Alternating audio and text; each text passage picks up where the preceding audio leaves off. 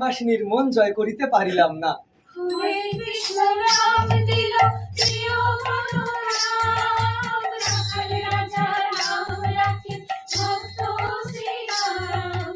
যশোদা জননী বলে জাদু বাছা ধন, অষ্টবর শতনাম দিল নারায়ণ।